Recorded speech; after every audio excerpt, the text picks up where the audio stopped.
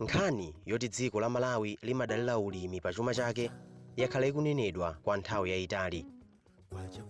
Ino ndi nthawi yoti dzikoli tsopano liyambe kuyenda m'mauwa. Koma dzikoli lingakwaniritse bwanji izi ngati likukanika kupanga katundu wapamwamba kuchokera ku zokolola? Mawu amene oti chuma chili nthakawo amakondwa kwambiri. So almost chaka chilichonse komanso almost asogolere osama kubwera amati chuma chili nthaka. Koma we don't live up to those words. Timangonena koma like mabungwe amene maofisi othandiza bomawa, they don't live up to those words. Awa ndi Akhuze Nyengo amene akhala akuchita ulimi wa ziweto komanso mbewu zosiyanasiyana mu mzinda wa Blantyre. Koma kuno tili ndi kwa Sulumphi ndi alamfumu yayikulu Chimaliro m'boma la Thyolo. Kumeneku Akhuze ndi alimi ena akupha makwacha kudzera mu ulimi wa nthirira wa mbewu ya tomato. Chiyambireni ulimi zaka zapitazo, Akhuze Nyengo aphunzirapo kuti mphwayi ndi tsoka ndipo ulesi ndi minyama. Chiyambireni ulimi ndinganena zoti timakumana ndi zinthu zambiri. Timakumana ndi zokhoma zambiri komanso zopindutsanso zilimo. Koma chabe nchokuti ulimi ndikuona ku Malawi kunoko umafunika ndithu olokuna kulikonse umafunika ndithu ka patience pang'ono komanso ukhale ngati ukuchilimika kulimbikira. Chifukwa ulimi monga amene tupanga kunoko ukati ukuloyesa kwambiri mphwayi zinthu zimaonongeka pachiyambi pomwe. Nenga zaonongeka pachiyambi zovuta kuti ukazikonze kumalizira. Ndiye mafuna kuti poyambira pomwe kayambira pa nazale pakhale kuti wapakapoza mphamvu. Ukapita choka pa nazale kupita ku field ukhale kuti zinthu zako zaziyani zili bwinobwino. Kwakungoti ungoti ugwe mphwayi ku nazale ndi kuti mbewu ipite ku field kuja pamakhala kuti palibe watani wapangapo. Ulimi wa ziweto ndothekera ndithu. Ndimwe kanena zoti zimafuna kuti munthu ukhale ndi chidwi kwambiri pa chinthu amati passionate. Uzikhala passion ndi chinthu imekupanga, uzikhala ndi chinthu kuchikonda. Usamaganize kwambiri chimene ungachipeze pakutha pa zonsezo, koma uziganizira kwambiri kuti ndipeze zabwino zikubwera komalizirako ndiyenika ndiyike effort yotani apa kuti izo zidani zitheke.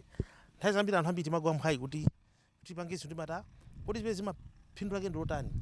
Koma you can see kuti kumalawi kunoko aliyense amayenera kudya. Olivi liyo kuti mbwere kuno mwenika kudya. Nawo zimene mwadya zija wapangani mulimi katine. Ndakudyesani. Now that means zinthu mwagula ndalama. So ulimiro so ndi phindu. So long as ukulima chinthu chimokuti kuchiziwa bwinobwino. Osati mchotso kuchiziwa yayi. Komanso plus uzipezera upangiri wina ndi wina kwa anthu ena.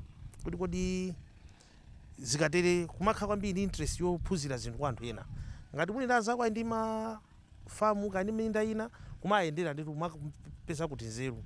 Indatu umakha kuphunzira zinthu zambiri. Chifukwa vuto limene kalipeze pa munthu apanga limatokhazo vuto limene nzanga ali nalo. Koma nzanga atha kabona anali konza munjira ina. Iwenso nika upange chomwecho. So kuphunzira sikumata pa ulimi. Zinthu zikusintha every day.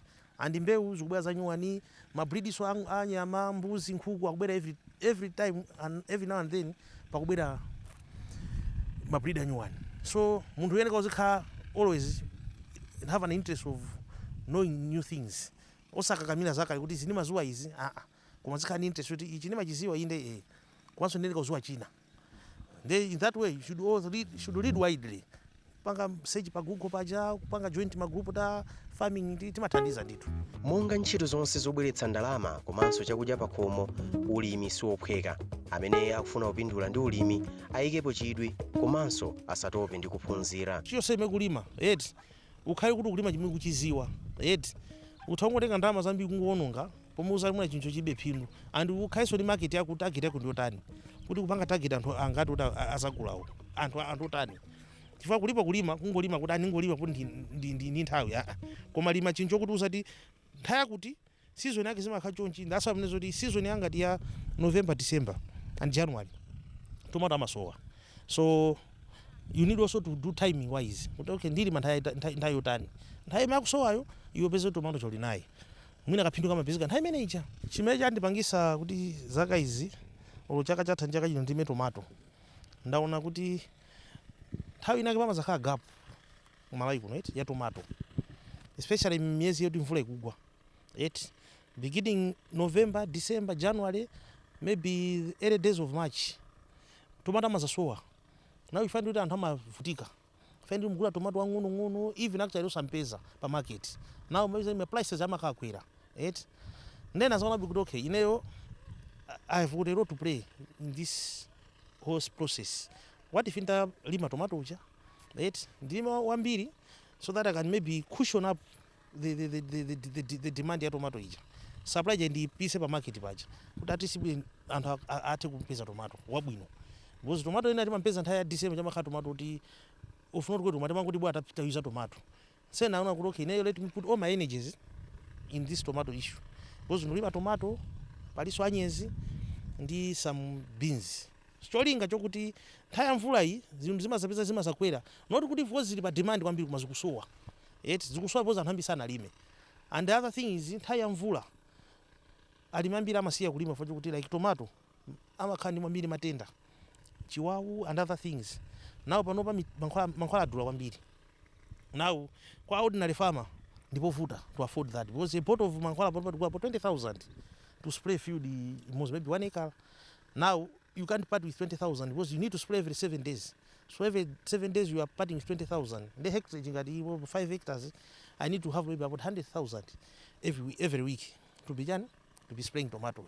The kwa mtu wa mulimizanga nindambe kuti akumafuta kuipeza. That's why mna December uja November kumakanga kulika shortage ka tomato sakupezeka.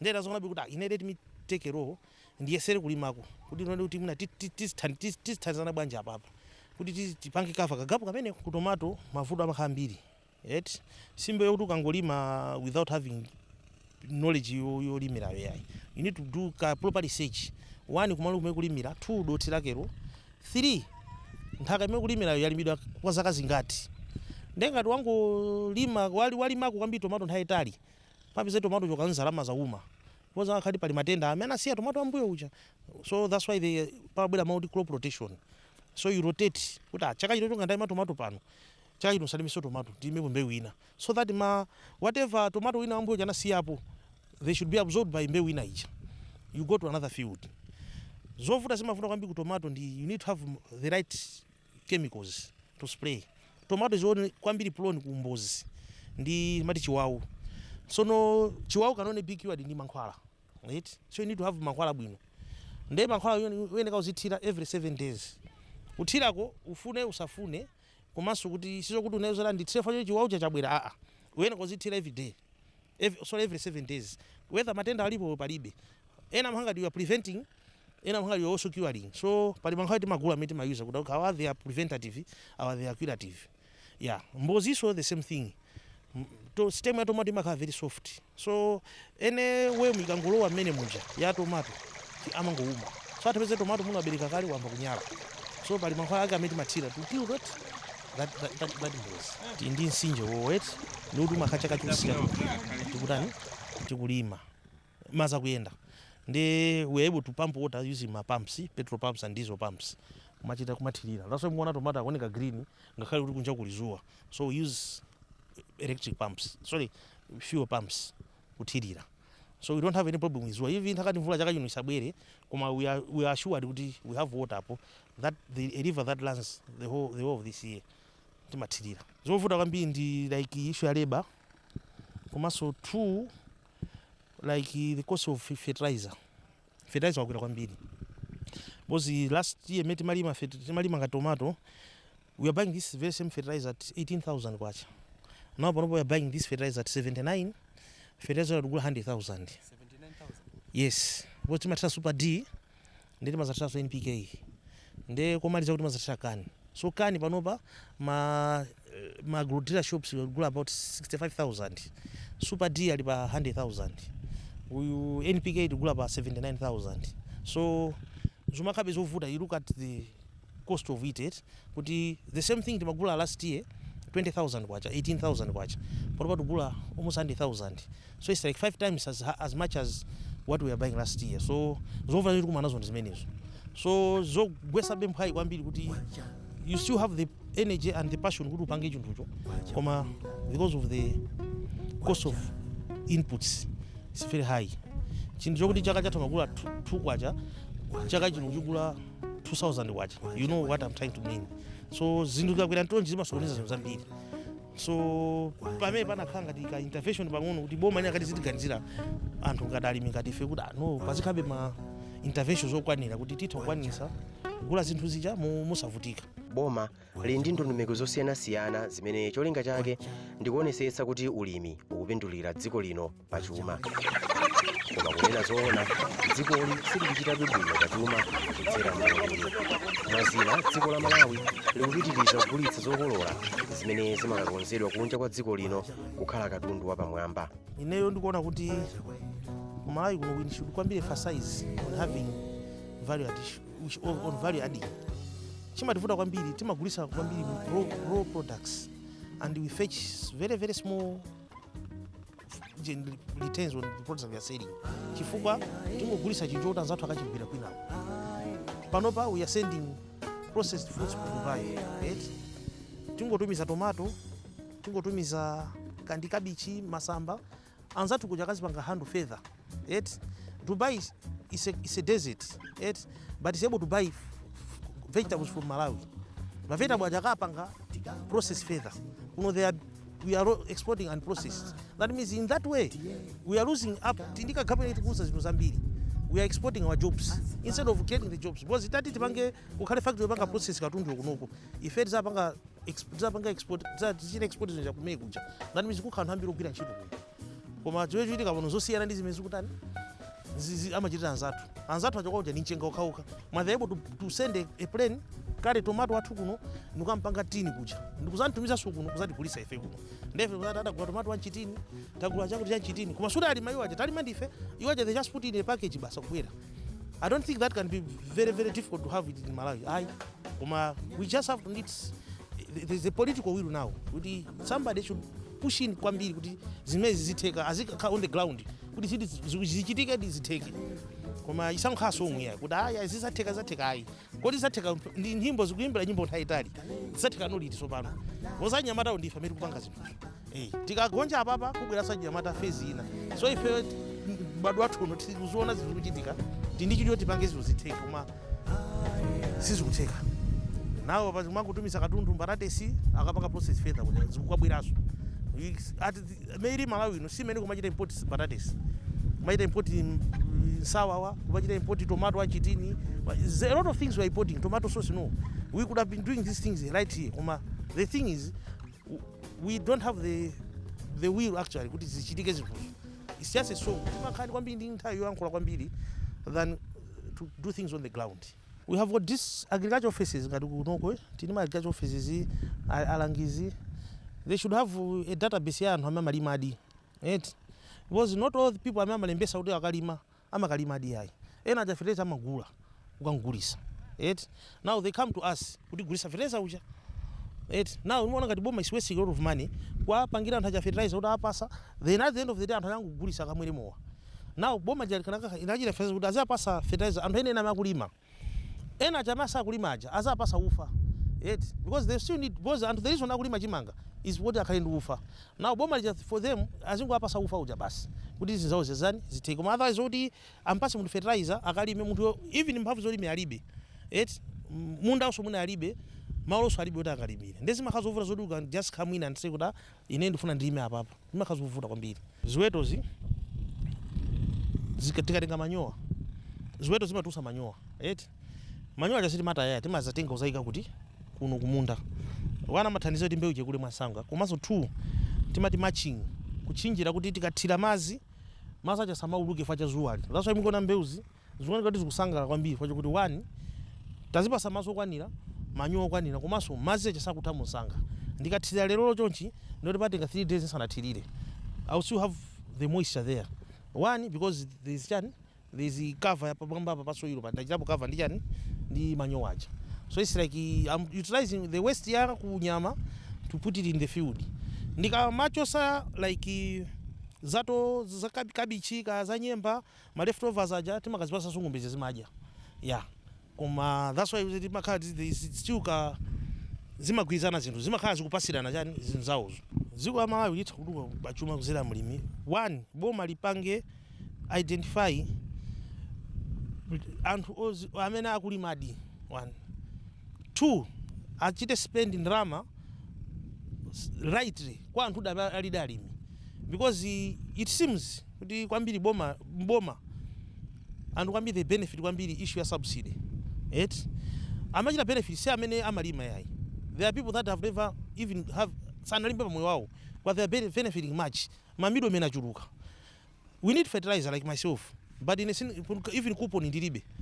Kupita kubomba ndikatenga coupon akanduza zichewa zambiri, but coupon ndikatenga sudi ndikagulisa. I need to put it here. But boma lero kutenga coupon kumpasa munthu wina, or even not so kumpasa saji kwali kutenga kuwapasa anthu ena kuti akayuza zinyo zosagwisa ndani ndikulima. Now kunoko issue Angela sizata, because we are spending our money on long people, and we are talking of billions. We are spending a lot of billions on the wrong people. The best is the government can identify real people who are only madi alimeni apange empower anthu aja, and you find good in the next 2-3 years we will not have issue Angela, because once you identify good our midi, you tell them okay tikupanga and spend so much, give us your needs, give us what you want, if you can provide. Then akalima akakolwa zinthu zija mukapasa anthu amene kwapasa fertilizer aja. So it's like now you tell these people kuti akakula ino simufuna fertilizer simukalima fertilizer mukafuna fertilizer malimia chimanga kuti muje if tupasa nufawo. So the government has got to give, let's say, commercial farmers apasa let's say muthu have 10-15 hectares or 100 hectares ampasa fertilizer china chilichonse akalima chimanga chijatenga akapasa anthu aja amene akuti ovutikawo, because like ine ndikubweza ngole anthu 2 million okuti atovutika, the so called 2 million ovutika, right? But nene kubweza nawo kwaso neso ne mulimbi koma fertilizer should not be now benefit ama benefit anthu ovutika. Most of the disappointments we are getting as a farm, me as a farmer and as zathu ena miti kulima, they are coming from the same government, the same offices that programs are chuma chili nthaka. Because inenta kulimbikira ndithu kuti ndilime chaka chino, ndilime ndithu mphamvu ndinazo, chidwi ndinacho, koma I'm getting the disappointment from anthu amene kulima nawo amene kutithandiza like amabungwe tikabwereke matractor tipeze kuti matractor chakulibe. Muone ngati munda usewu nayuza manja. Now kulima kwa manja kunatha kalikali, I was supposed to use a tractor nanji makakosi less, koma I had to use manjawo anichita charge more. Pomwe tractor imene boma linagula imene ngula ke paka kuti kubweza anagulisa anthu. Now it's like kuti tikamba zoti chuma chili nthaka matractor anagulidwa kwa matractor dependent pa ground matractor palibe. Now it's like tikuyankhula kwambiri koma zizochitika pa ground zosiyana. Ndezimene kuti mwina boma ili la nyuwani ili linakatha kunika zimene zoti akamanena kuti chuma chili nthaka, they should really emphasize and pa ground pazikhala zoona. We need like modern farming technologies. Ine sindinga malime chaka zaka zino, this is 2022, nzikatenga khasu nzikayuza kulima munda usewu use khasu pomwe tractor ilipo. Kukafika weza tractor chapeza tractor kulani anagulisidwa amana gulisa usali mama kupaka paki kunyumba kwawo. So you find this very disappointing for me kuti now ndi mphamvu ndi chidi kuti ndipange zoti sizotheka pa ine ndekha ndi anthu ena kuti tithandizani, koma amati paka disappoint ndamali kusogolo kwathu yetu. So mama amene apa choka ndi kuboma ale sabana chuma chinthaka tilimbikisa chuma chinthaka, koma all this is just an example ndakupasani. Is that really kuti ndati boma letati libwere likonzedi zimene zozo anthu ambiri tipindula, koma chuma chinthaka jaima hanga ndi anthem, national anthem kuti zingoimba daily, koma chilidi nthaka koma tikupanga zotheka ndi chimati chitokedi munthaka mucha ayi. Because nthaka payo needs somebody to work on the nthaka to produce the fruits. Koma what are you going to use to work for the nthaka? You find we need equipment, we need fertilizer, we need like indrama, right? If mphamvu tinazo chimene tufunika ndi just empowerment. Now zinthu zochita empower zilipo, it's just somebody to click a button and have said akulu kanazo is using koma zochi bezo palibepo. So ena fetu chita fetch on our own at a very high cost, which is also zikupeza kumazimana mbali ina kuti tikonze mbali yauko. A Charles Korea nawo akupindula ndi ulimi wa tomato. Iwo akuti kudzera mu ulimiwu agula ng'ombe komanso akwanitsa kulipirira ana awo sukulu. Ulimi wa tomato kunoko kuyenda bwino, chovutanso palibe, tingodandaula nkhani ya zuwa ndimene akula kwambiri. Nkhani chisomo yache ndi nkhani ya madzi ndi amene akuthidwa kwambiri pachani pa tomato, komanso ndimene zilili mbozi zimene zatitenga mtima kwambiri kuti tizikaoneka kuti tomato akumaoneka mbozi, komanso akhala kuti tomato imene akuonekera quality ya tomato ni nkhani pafupipafupi kupopera pafupipafupi pawiki paja kumapopera kawiri.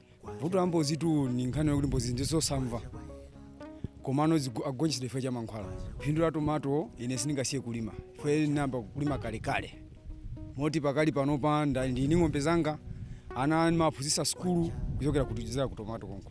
Dziko la Malawi lili ndi kuthekera kotukuka kwambiri pachuma kudzera mu ulimi.